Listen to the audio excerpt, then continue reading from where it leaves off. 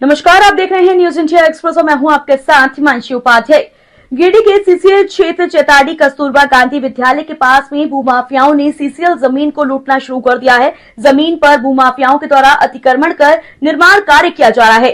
CCL जमीन को बेचकर भूमाफिया लाखों की कमाई कर रहे हैं। सीसीएल जमीन को बेचकर बड़ी बड़ी इमारतें भी खड़ी की जा रही हैं, लेकिन सीसीएल मौन बने जमीन पर अतिक्रमण होता दिख रहा है। लेकिन इसी बीच गिरिडीह के सीसीएल क्षेत्र चेताड़ी कस्तूरबा गांधी बालिका विद्यालय के ठीक सामने भूमाफियाओं के द्वारा सीसीएल जमीन पर अवैध निर्माण कार्य किया जा रहा था। इस मामले को लेकर सीसीएल अधिकारी जीएम ने त्वरित कार्रवाई करने के आदेश भी दिए, जिसके बाद सीसीएल के अधिकारियों द्वारा अवैध निर्माण कार्य को तोड़ने की अनुमति भी दी गई। लेकिन कुछ भ्रष्ट सीसीएल कर्मियों के कारण चंद पैसे लेकर ये काम फिर से शुरू करवा दिया गया और सीसीएल के कुछ अधिकारियों ने कुछ पैसे के चलते अपना ईमान भी बेच दिया है।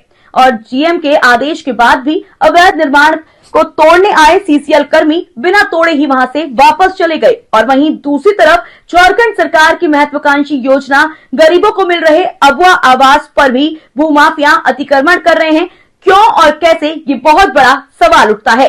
सोचने वाली बात है कि आखिर चेताड़ी कस्तूरबा गांधी बालिका विद्यालय के पास सीसीएल जमीन पर अवैध निर्माण कार्य पर जेसीबी से क्यों नहीं तोड़ा गया और आखिर क्या वजह रही होगी। कहीं न कहीं सीसीएल इंस्पेक्टर मनोज सुंडी के कार्य नीति पर भी सवाल उठ रहे हैं कि आखिर इंस्पेक्टर मनोज सुंडी के आदेश के बाद भी क्यों नहीं टूटा अवैध निर्माण। कई सवाल हैं जिसके जवाब सिर्फ और सिर्फ सीसीएल के पास हैं। देखते हैं अब इस खबर का कितना असर प्रशासन पर पड़ता है, या फिर अवैध भूमाफिया इसी तरह से करते रहेंगे अवैध कब्जा, या इन पर भी कभी कसी जाएगी नकेल। गिरिडीह से संवाददाता संजय कुमार की एक खास रिपोर्ट सिर्फ और सिर्फ न्यूज इंडिया एक्सप्रेस के साथ। देखें पूरी खबर।